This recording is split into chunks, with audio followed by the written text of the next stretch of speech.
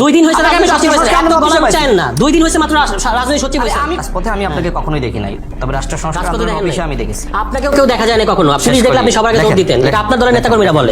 Media দেখলে সবার আগে বলা শুরু সবার পরে টকশো থেকে দৌড় দিবেন না, বলেন চাই না আপনি দৌড় দেন না, বলেন আপনি আপনার দৌড় শুরু করলে আপনি টকশো থেকে দৌড় দিবেন। আমাকে তো চিনেন আপনি, আপনার দৌড় আপনার আমাকে চেনা উচিত। আমি ভাই এখন আপনি রাজনৈতিক সচিব হয়েছে দেখে আপনি গলার 15 দিন রাশেদ খান রিমান্ডে মার খেয়ে নির্যাতনের শিকার হয়ে এখানে এসেছে। না আপনি আপনার দলের নেতাকর্মী, আপনি কদিন জেলে গিয়েছেন? আপনার ছাত্র আপনি জেলে গিয়েছেন কখনো? আপনার নেতা জেলে গেছে, এটা কি একমাত্র ক্রাইটেরিয়া? রিমান্ডে নির্যাতন করেছে আপনার নেতা গেছে। আপনি আমার সম্পর্কে প্রশ্ন করার আগে আপনি যে দলে গিয়েছেন না, আপনার দলের যে প্রধান নেতা এবং সেকেন্ড নেতা সে আমার কর্মী ছিল, আমার সাথে রাজনীতি খুব ভালো। কথাবার্তা কম করে আপনার কর্মীরা সাবধানভাবে বলবেন। কর্মীরা ওদেরকে আমরা হাতে ধরে তৈরি করেছি। ও তাই তো কি আপনারা ফেল করছেন তারা কি মিথ্যা বলছি আমি? আপনারা ফেল করছেন তারা উঠে আসছে। ফেল করছি মানে কি? আপনাদের আমরা শপথ করেছিলাম বলে তারা বিশাল নেতৃত্ব দেওয়ার আপনাদের সুযোগ লজ্জা পেয়েছে। থাকা উচিত। আপনি এখন বলেন কোন দুনিয়ায় ছিলেন? জীবনে কোনো জেল খাটেন না, মার খাননি, এখন বিশাল বিপ্লবী সেজেছে, তাই না? না আমি রাশেদ খানকে চিনেন না?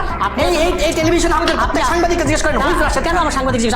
আপনি আবার আমার সময় আপনাকে আমি দেখি আমার চিনেন না? আপনাকে আমি আমার সাথে করে প্রশ্ন করবেন। আপনাকে কখনো আমি রাস্তায় পাই নাই তো। 2 দিন হয়েছে তাকে আমি সচিব হয়েছে এত বলা চান না 2 দিন হয়েছে মাত্র রাজনৈতিক সচিব হয়েছে। আমি